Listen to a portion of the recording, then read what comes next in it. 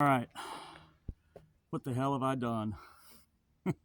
Some of y'all saw my Facebook post yesterday. Yeah, I was scrolling around Facebook, and I bought a damn camper. Uh, my object was to find a place to sleep in Tennessee when I'm whitewater raft guiding on the weekends. My plan was to buy a 10 by 20 awning and a tent, which would have cost me about $250. Put the tent up under the awning. So I've got some extra coverage and then a shaded area to sit outside the tent. $250. So I ran across this camper, and I'm just going to tell you before we even walk around, it is fugly. It is ugly. I've not even been inside it. I've opened the door and closed it. We're going to mostly discover that together. But the object here is to have it clean, usable, sleepable, and dry, and roadworthy enough to tow it 80 miles to Tennessee. All for under $250.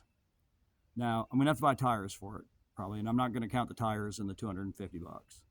The tires are dry rotted as hell and wouldn't be safe, so I'm not going to count that.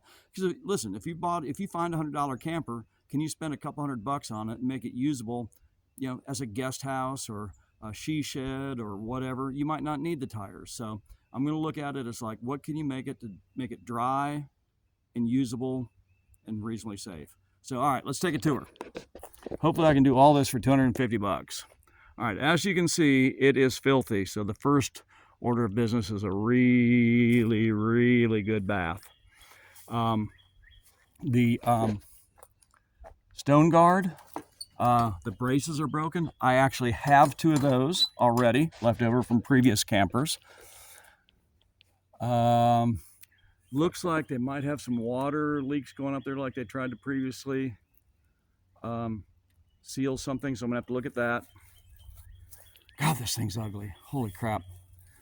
Definitely some cans of spray paint, maybe a gallon or two of Rust-Oleum. I'm hoping the white will clean up enough that I can just touch it up and avoid the cost of the Rust-Oleum. That will definitely help with the $250 budget. The tires, I don't know if this will show up enough in this light or not. Dry rotted as hell. They are holding air. I mean, I towed it home, probably 25 miles, towed it back here. But it would not be safe to tow it any great distance. Definitely got some water issues going on here, which actually, once I tear into it, I might be able to fix. Probably had a window here that they've removed, sealed with the aluminum. I'm gonna have to make sure that's staying dry. Looks like maybe they had an air conditioner stuck in up there. I'm gonna have to make sure that's staying dry. God, this thing's ugly. But, other than the few water spots, got some water stuff going on up here. So I'm gonna have to peel this back, redo the molding up there, make sure that's attached and staying dry up there. And then this door does not latch. They were just tying it shut.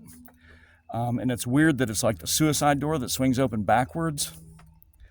So I'm going to see if I can fix the latch on it to where it holds. If I can't, or I may do this anyway, is just completely remove it and flip it over so that at the very least it swings from the back so it doesn't swing wide open. All right. What else out here? That's pretty much it out here. The lights don't work right now. We'll see. I had the magnetic towing lights that I put on it already. This little step, I already crawled under and looked at it. It does not work right now, but I think with a big enough hammer and a couple of bolts, I can get that to where it's working again, which would be really nice. When on the Shasta, that was completely destroyed, so it didn't have that. All right, let's take a look inside. Y'all ready? Oh, God. All right. I don't even know that I can walk all the way through this. I don't know if I can get up in here yet. A couple mattresses and box springs. Back paneling is ripped off. Okay, got a water leak back there I'm going to have to look at. The cabinets have been ripped out, which are structural, so I'm going to have to do something to address the bracing and make sure that it's rigid enough to tow it down the road. Got a bed that goes right here. Nice. And that actually, ooh, that'd be big enough to put my full-size mattress, and I already have the mattress, so that'll be nice. Got some cabinets here. All right.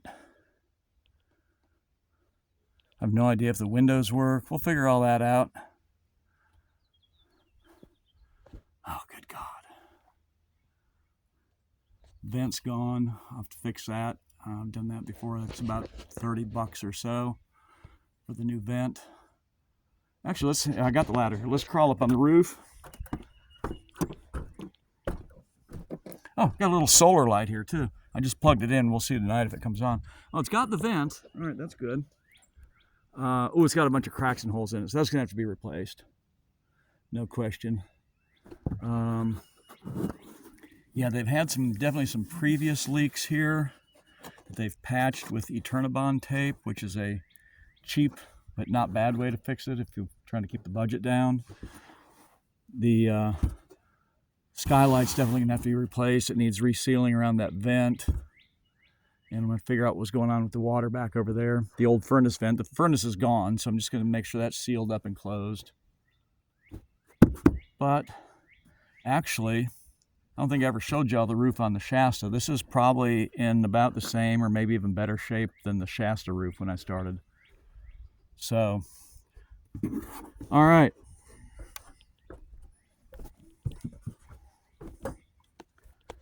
So that's it. A couple trips to the dump for sure. Get it washed down, give it a serious bath on the inside with some Lysol or something, and then figure out what the starting point is. Look, if it's going to be too much work, if it's going to go way out of budget, I'm just going to sell it. I'm not going to make this a project like I did with the Shasta. $200, if $250 is what I want to end up with in it total, including the purchase price and auction fees. So far, I am under budget. And that's all I'm going to say about that. I did not pay much for this damn thing, so if I decide to sell it, I'll get my money back and probably make a little bit. All right.